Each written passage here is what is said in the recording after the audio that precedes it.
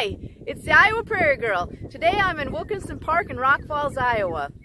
Wilkinson Park is an 80-acre park run by the Sarasota Conservation Board.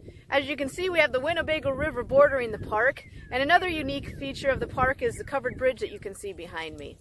Wilkinson Park also has a small campground, and it also has 2 native prairies. I just got splashed by Prairie Dog. She just came out of the river. So we have 2 native prairies here at Wilkinson Park, and we also have a couple wetlands. So today we're going to go down to those wetlands. They're more like a seepage area or a little creek that's running through part of the park. And at those wetlands we're going to find some marsh marigolds that are blooming like crazy. So if you just give me a second, Prairie Dog's already wet, but I'm going to put on my water boots and we're going to go down and look for those marsh marigolds.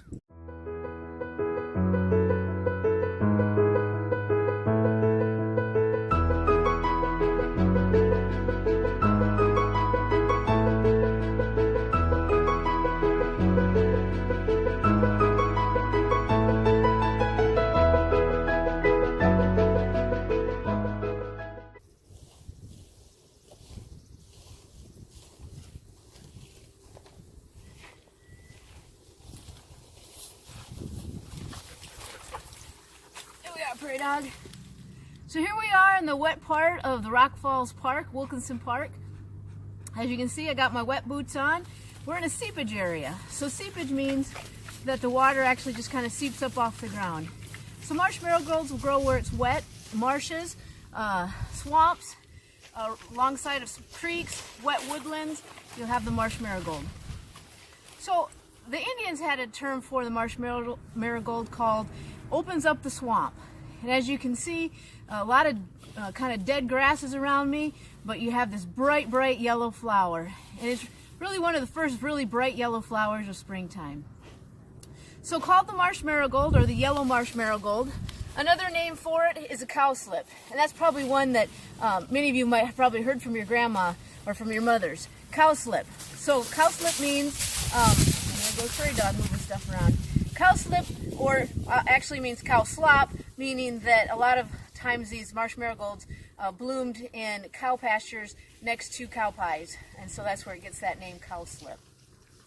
So the marsh marigold has a lot of nectar. I don't know if you just saw that butterfly just coming around, flying around here. Marsh marigolds have a lot of nectar, so they're really great plants for early blooming for those early insects that are out.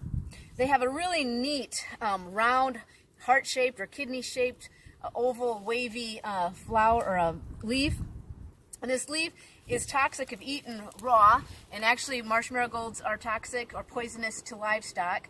But if you take the green leaf and you boil that like you would boil spinach, it was a green that was eaten by Native Americans and by pioneers, and people today still eat them. The bright, bright yellow flowers have 5 to 7 sepals that make up the flower, and they kind of make a cup together, and then they have a lot of stamens in the middle that again have a lot of that nectar. Some folklore that's known for the marsh marigold, also known for May Day flower, and Irish folklore was that on May Day you would pick the marsh marigolds and you would hang them over your door frame.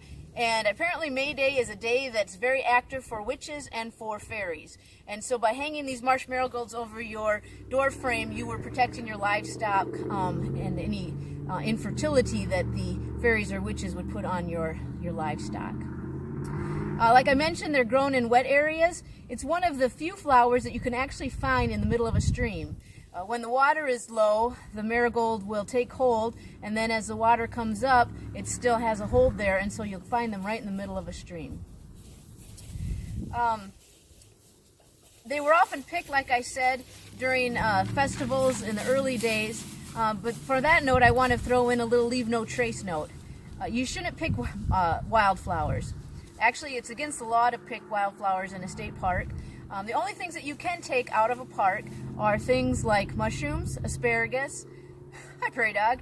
So mushrooms, asparagus, nuts, and berries are a few of the things that it's legal to take out of a park. Other things like wildflowers, leaves, antlers, feathers, they should all stay in the park for others to enjoy and for the wildlife to use.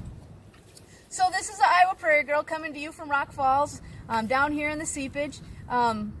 It's an awesome place to come and visit. Prairie Dog's getting me again. So I just encourage you to get out there and explore those wild places.